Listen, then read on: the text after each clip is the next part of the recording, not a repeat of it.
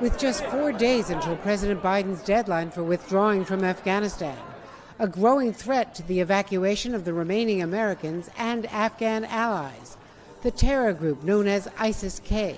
I've repeatedly said this mission was extraordinarily dangerous, and on why I've been so determined to limit the duration of this mission. What is ISIS-K? An offshoot in Afghanistan of the Islamic State. The group, formed 6 years ago in Pakistan, has now taken root in Afghanistan, gaining even more force when the Taliban, during their march toward Kabul, released thousands of terrorists from the country's prisons, including ISIS-K fighters.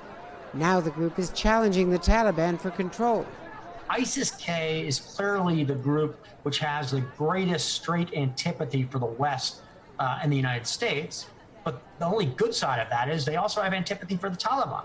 And the Taliban have no love for them either. The CENTCOM commander warns ISIS-K could launch more attacks at any moment.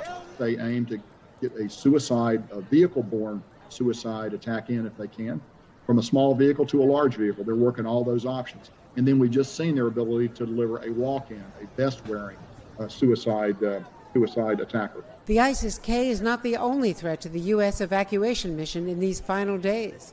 The Taliban have put the leader of the Haqqani network, Khalil Haqqani, who has ties to al-Qaeda, in charge of security in Kabul. Haqqani has a $5 million U.S. bounty on his head and brazenly showed up a week ago at Friday prayers in Kabul. The Haqqanis are expert at two things: taking people hostage and committing mass murder attacks of this scale. So, Andrea, I would imagine that U.S. officials are concerned, once again, that Afghanistan can become a hotbed for terror groups. Well, exactly, Hoda. Once the U.S. withdraws, these rival groups can turn Afghanistan into a terrorist battleground, exactly the kind of haven for extremists that the U.S. had hoped to eliminate in its 20-year war. And, in fact, the UN even revealed that up to 10,000 jihadi fighters have traveled to Afghanistan already from other countries. Very recently, most are tied to al-Qaeda and the Taliban, but some, indeed, are this most radical group, ISIS-K. Hey, thanks for watching our YouTube channel. Find your favorite recipes, celebrity interviews, uplifting stories, shop our favorite deals, and so much more with the Today app. Download it now.